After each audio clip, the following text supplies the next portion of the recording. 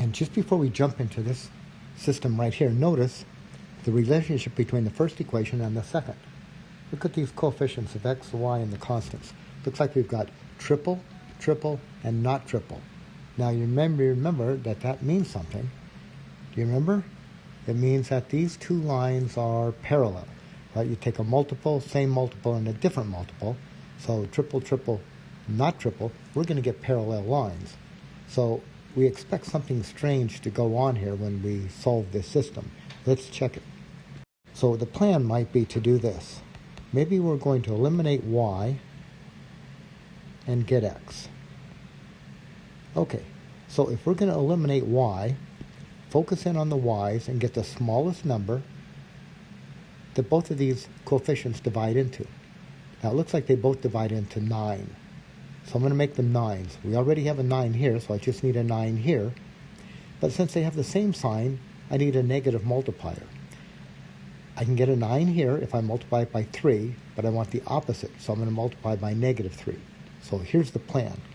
Negative 3 times equation 1 plus equation 2. Make sense? We don't have to do anything to equation 2. Stays the same because I already have a 9. But this one I got to multiply by negative 3 in order to get that opposite. So let's do it. Let's see what it looks like. Pass a negative 3 through each one of these terms here. So we're going to get negative 6x minus 9y equals negative 12. Right? So here's what I did. Let's just check it. Multiply everything by negative 3. So negative 6, negative 9, negative 12. And then we're doing nothing at all to equation 2, so I'll just rewrite equation 2. 6x plus 9y equals 2. When I add these together, look at this. The x's are gone, the y's are gone. So on the left side we get 0. On the right side we get negative 10. False. And if you remember what that means, you eliminate all the variables and get a false statement. That means we have parallel lines, and parallel lines indicates no solution. So because I already have no solution, I don't need to bother doing this. I don't need to do this eliminate x, get y. We already know there's no solution. Now here in number 3, we made just a slight change to number 2. The first equation is still the same. 2x plus 3y is 4.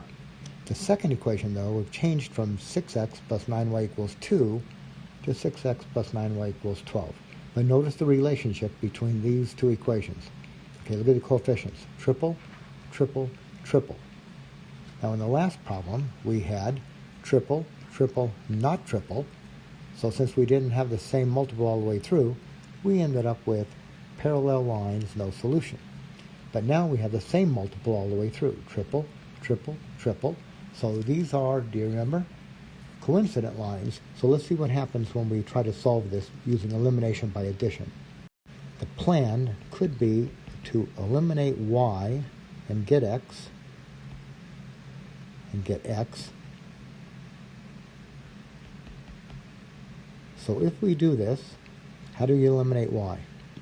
Well, look at these coefficients of y, right? Focus in on the y's, try to eliminate them.